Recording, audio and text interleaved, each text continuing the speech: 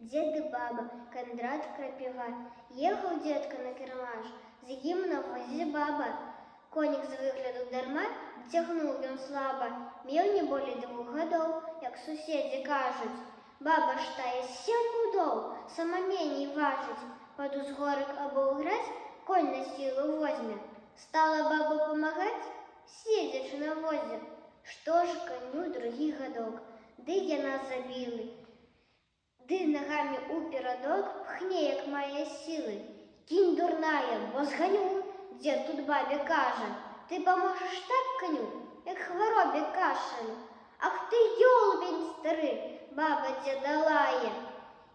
Стой жа тут ты, хоць з гары, мне бяда малая.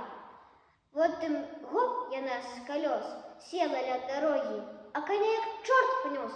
Дзе ўзяліся ногі? Ва ўстановах часам ёсць вось такія ж бабы. Здаецца, робяць яны штось, але справы слабы. Ды такая не ўцячэ, скажам ёй нарэшце. Мо без вас было б лягчэй? Паспрабуйце злезці.